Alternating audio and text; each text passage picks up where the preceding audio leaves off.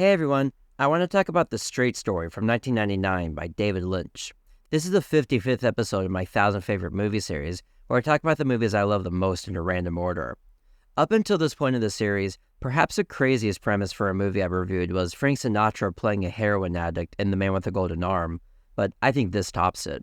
How about David Lynch, the man responsible for such dark surrealist work like The Grandmother and Eraserhead, and such adult, violent, sex-fueled, and twisted movies like Blue Velvet, Wild at Heart, Twin Peaks Fire Walk with Me, and Lost Highway, making a G-rated Disney movie. I would have loved to have been there to know how Lynch fans reacted when this movie was announced, and how they felt about it when it came out. After the hardcoreness, for lack of a better word, of Lost Highway, the fact that he would go on to make something as quiet, understated, contemplative, and warm as The Straight Story is just remarkable. He would, of course, return to and expand on his previous style in Mulholland Drive, Inland Empire, and Twin Peaks The Return. But as much as I like Lynch when he's in typical form, it's this G-rated Disney movie that makes me respect him the most out of all his movies.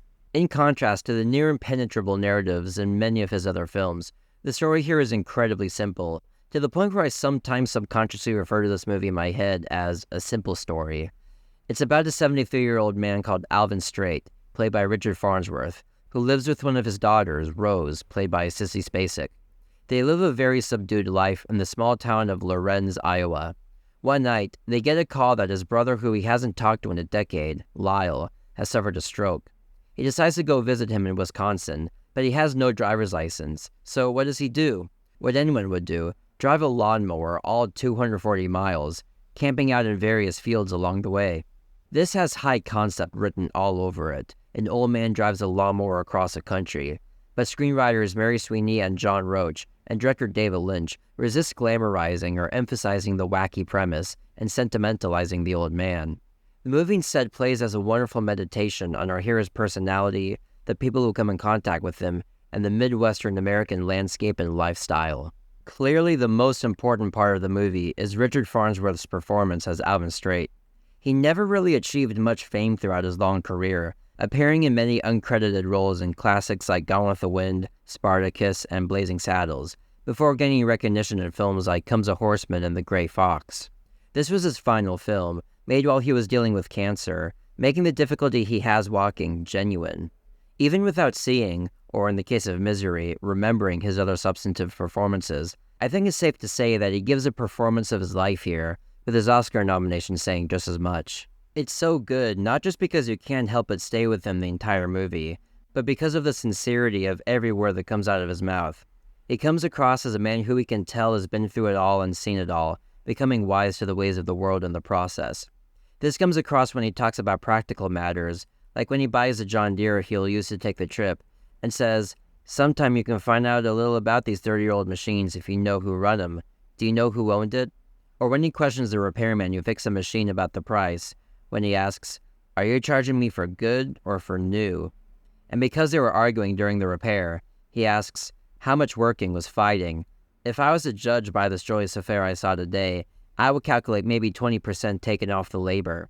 He's wise about philosophical matters as well, like when he tells a girl who's run away from home about how it's easy to break a single stick, while it's almost impossible to break a bundle of them, and that the bundle represents family. It's a great piece of wisdom, even though I'd heard it before in Kurosawa's Ron, but that's neither here nor there.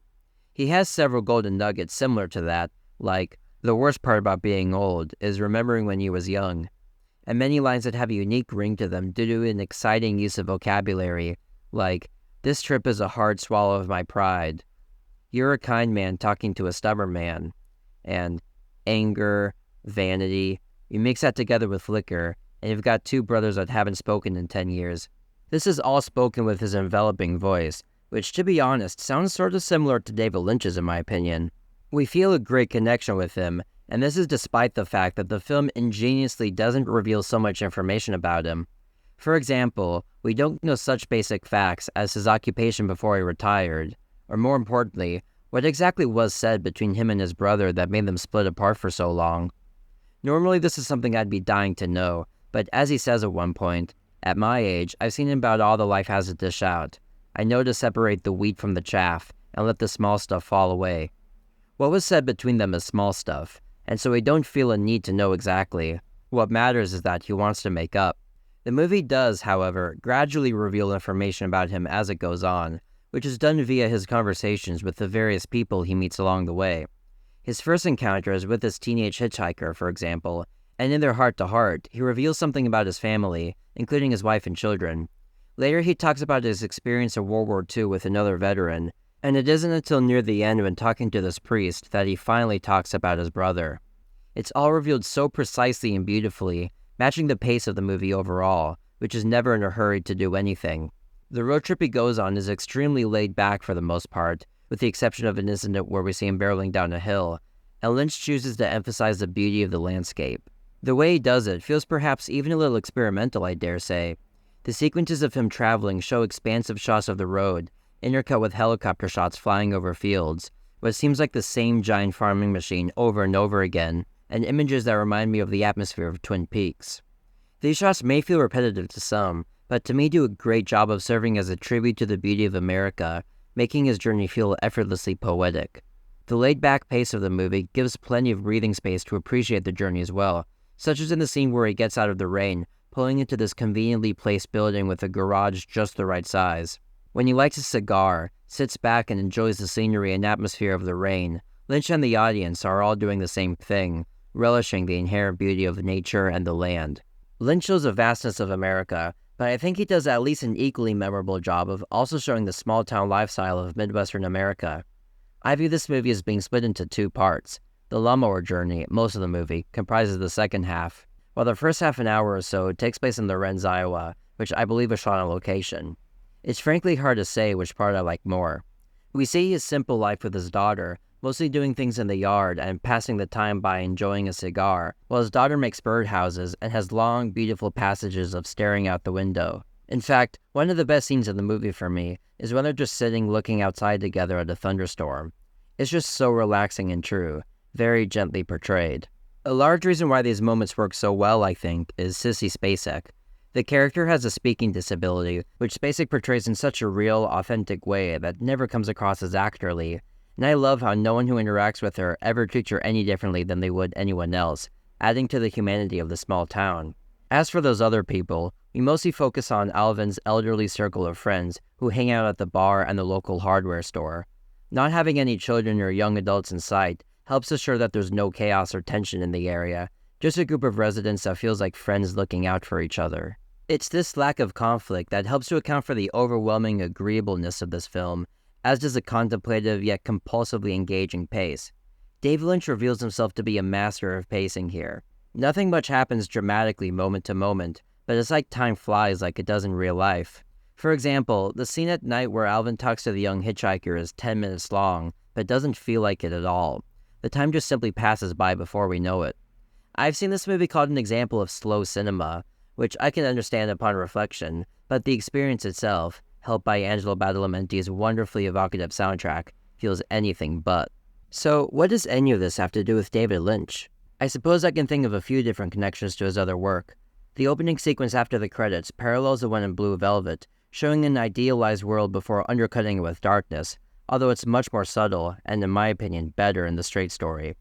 The relatively empty-feeling town reminds me of the empty-feeling America through the first few episodes of Twin Peaks: The Return, but whereas the later film's America feels more like a nightmare, this America feels much more cozy.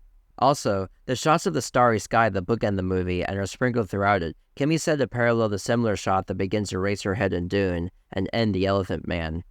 There are a couple surrealist moments in this movie as well, the biggest one being an interlude about a woman running over a deer and going berserk, claiming that she's accidentally hit 13 deer in 7 weeks. This doesn't really have anything to do with the rest of the movie, except for giving Alvin a meal and a decoration for his trailer, which reminds me once again of Twin Peaks. However, these superficial connections, and thematic ones that I'm sure are there for people who want to dig into it, don't change the fact that the feeling and tone are completely different than anything else he made, and I admire him for taking on a brand new project and making it totally work. Now onto my favorite moments. I want to talk a little bit more about the Blue Velvet-like sequence at the beginning. Whereas the earlier film is very on the nose and obvious about its symbolism and the point it's getting across, this movie is much more quiet and subtle about it. We get a couple basic establishing shots of the small town, including this vehicle and dog running across the street, a lot like the fire truck and the dog riding it in Blue Velvet.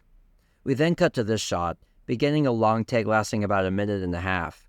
Now, Lynch isn't really known for long, elaborate dolly or crane shots or anything like that, but he makes a very effective crane shot here. He starts from here and very slowly makes his way down, follows as the neighbor leaves to go inside her house, and creeps around the side. We end on this door, when we suddenly hear someone falling down with a thud. We then cut to the neighbor returning outside, not hearing the incident and remaining oblivious to the possible catastrophe that just happened next door. I'll leave you to draw your own conclusions about what this is saying about life in America, community awareness, and the generation gap, but I love how clear, yet subtle and ambiguous it all is.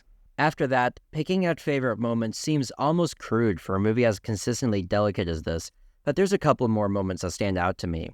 I already mentioned the scene of Alvin and Rose looking out at the storm, and I love how the light shines on his face. One scene I very briefly mentioned before is when he talks about his war experiences with another veteran. It's about 6 minutes long, and it's these two people opening up about traumatic experiences in their pasts, doing something that I can tell they haven't done a whole lot. Alvin reveals an incident that led to him carrying guilt for the rest of his life, and it adds another dimension to him that we had no idea about before, giving his quiet, contemplative nature a hidden depth. Also, my great-grandfather was in World War II, and this reminds me of the stories he would occasionally tell, and when he did, the few people around him, myself included, were always very solemn and respectful, which matches the quiet, dark, and empty atmosphere of the bar, almost meant for telling stories like this. I love how in the last shot of the scene, we see the bartender standing away from them, out of sight, attentively listening to the conversation, finally answering the question if there was anyone else in the bar. He perfectly caps off the scene, which is so impactful that I don't think we really needed the occasional war flashback sounds we hear in the background. Coincidentally, a much smaller scene that I love also takes place in a bar. Shortly before he reaches his destination, Alvin stops into a bar. Even though he doesn't drink anymore, he decides to break his rule. He says, "I haven't had a drink in a lot of years, but now I'm going to have me a cold beer. What does a Miller's Light taste like?" I can't quite put my finger on it, but I love his spirit in this scene. But in the end, what I love about the Straight Story is that it's more than just a unique adventure about an old man traveling on a lawnmower. Through an extremely relaxed pace that never feels boring or overlong, we get to really live through this man, soaking in an environment and an American lifestyle that feels so authentic, while sharing in his wisdom and good-heartedness. I feel like this movie sometimes takes a backseat in popularity and recognition to his other work, partly judging by the fact that this has the least amount of recorded views of all his features on Letterboxd. I like David Lynch very much on the whole, but it still kind of surprises me that he was able to make this kind of movie as good as it is, indicating that he has a wider range to his talents than one might think. As ambiguous as my feelings have been about him at times, this puts him over the top as a filmmaker for me. It's one of my 1,000 favorite movies. Thanks for watching my video. Have you seen The Straight Story? Let me know what you think in the comments. I think of all my favorite movies as my friends, and I think of my audience as friends too. Remember, I upload a new video every other Friday, so if you want to help me complete this 1,000 favorite movies epic, don't forget to like and subscribe.